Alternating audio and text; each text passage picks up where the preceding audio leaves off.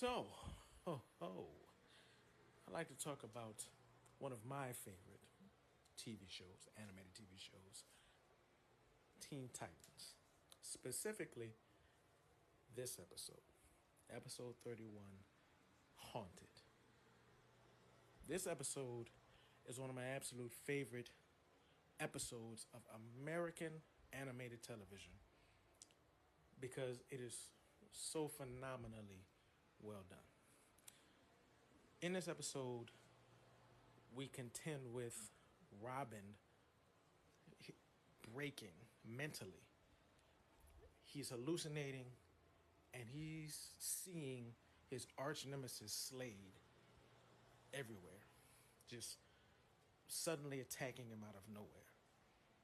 And he has to fight back. And he's getting bruised up and beaten, hurt, and he's yelling at his teammates saying, Slade is here, Slade, you don't see him? And everybody's looking at him like, yo, dude, what are you talking? There's nobody here. This is crazy. And it's such a brilliant episode because all through the show, the series up until then, Robin has been somewhat obsessed with Slade. And it was pretty obvious that he had kind of an issue with him. And upon his defeat, he starts seeing Slade everywhere. He starts attacking things or open empty spaces where he thinks Slade is. And the other members of the team are like, yo, there's nobody here, dude. Slade isn't here, he's gone. And Robin is basically showcasing his inability to let this go.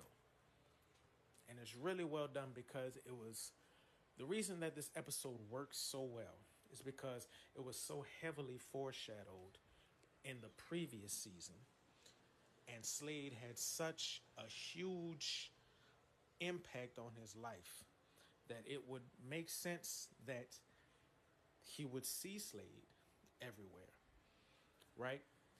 It makes sense that he would have kind of a sort of a PTSD in regards to Slade because Slade did put him through the ringer. He literally controlled him and made him attack his friends, injuring them pretty severely, all of that. So, yeah, all of that does kind of come to a head in this episode where we have to deal with Robin and his somewhat addiction to dealing or fighting Slade. And it's really well done because he's really getting hurt. He has bruises and he makes a pretty compelling argument. He's like, yo, you think I did all of this to myself? Like, really? Right. And everybody's kind of like, well, there's nobody else here, dude. It's just really well done. And then the ending of it is pretty good as well because it all kind of ends.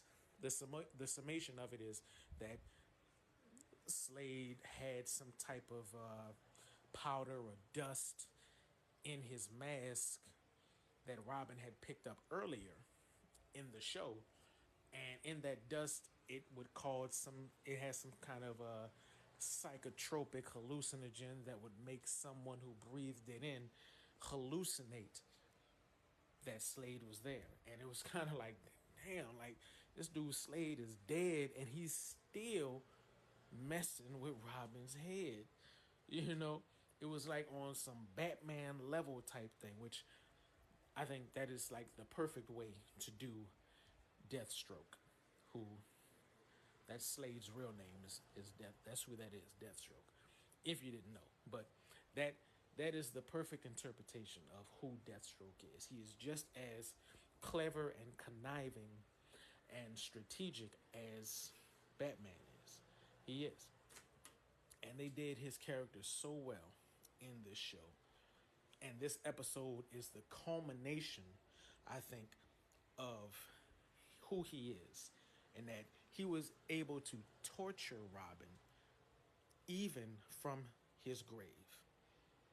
And it was so well done, so beautifully done.